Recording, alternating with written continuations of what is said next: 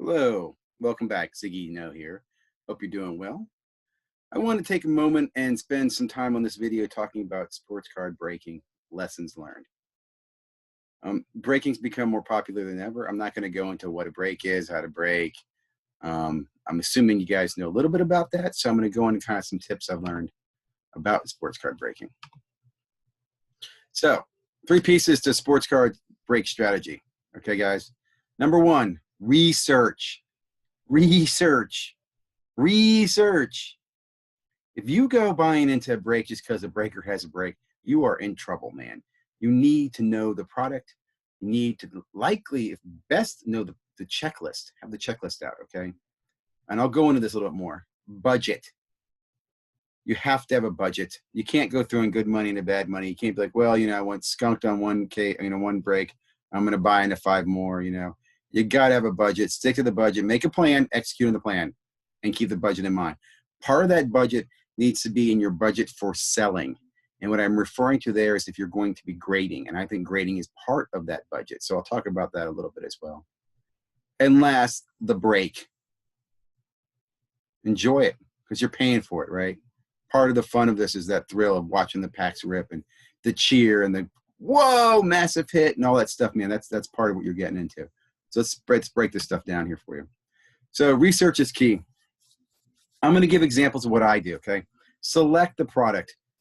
I like basketball. I like to break Prism, Optic, Select. They're excellent breaking products with deep value. And what I mean by that is I can buy into one of these breaks, and if I get some base rookies, if I get a vet refractor, those are good hits in these products. They can grade well. They're going to make me some money. I get some return. That's not the case when you do breaks in high-end products like, say, Flawless. You can go hitless, or you can hit a freaking patch card and make nothing. It's not the same strategy. I don't like breaking high-end products. I'll put it that way. I'm looking at some strategies and doing some testing on that, but to be honest, know your product. Keep the product focused. Good examples of products to break. Bowman Baseball is good to break. I'd say Chrome, Topps Chrome would be a good product to break. Where you have deep products where there's refractors, there's inserts, there's numbered. It's not just about hitting the autos is my point, right? There's deep products. And stick to those products. Don't break products that aren't like that. Don't go chasing breaks.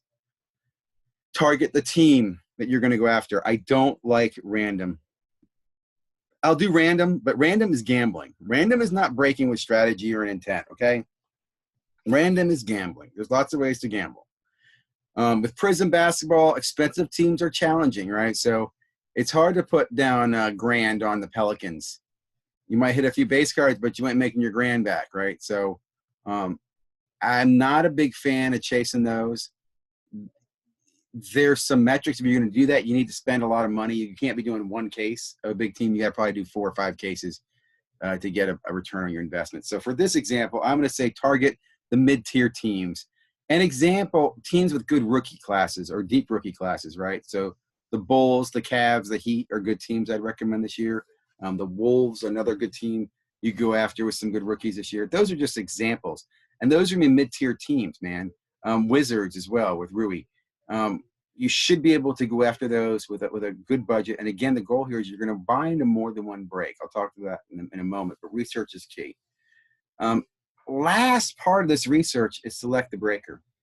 In my opinion, the price of the product and the availability of that team in the product are key to selecting a breaker. Don't pick your breaker first, right? Because if you do that, it limits the product and the teams you can get. If you only buy from one breaker and you don't get in time or you don't get the right PY team, whatever, then what are you going to do? Well, then you're not playing the game, right? You're not executing a plan. And don't go chasing or filling teams or picking up the team to help the guy close a break. Don't do that.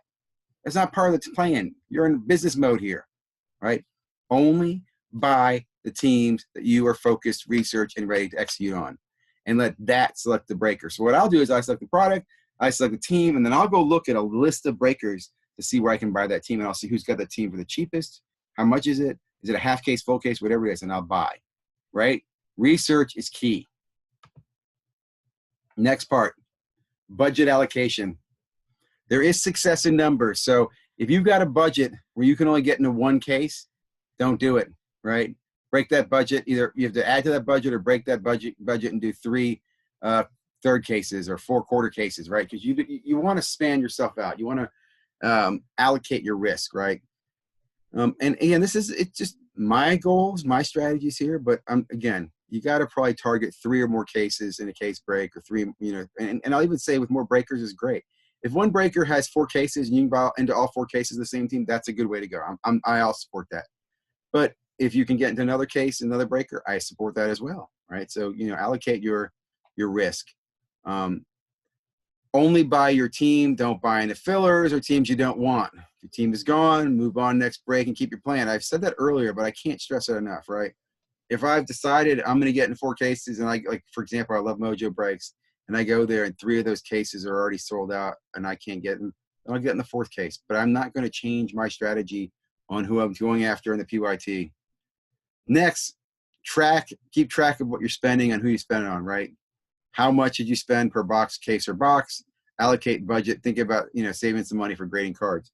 And the other thing is, think about when you buy these breaks, right? If you're buying on release day, say on a Wednesday, write down, this breaker, Wednesday night, whatever, and see how fast those cards get to you. How quickly they ship them. Because one thing you're going to realize too is that access to the cards is important. If you have a good relation with the breaker, sometimes you can call the breaker. If you get a good hit, he can grade it for you immediately, right? So time to access that card is important. So keep track of those, of what you bought, where you bought it from. Okay, ready? Next one's the fun part. Enjoy the show. You just bought into some breaks, man. You allocated some funds. You have just bet on the ponies. Yeah, it's a form of gambling.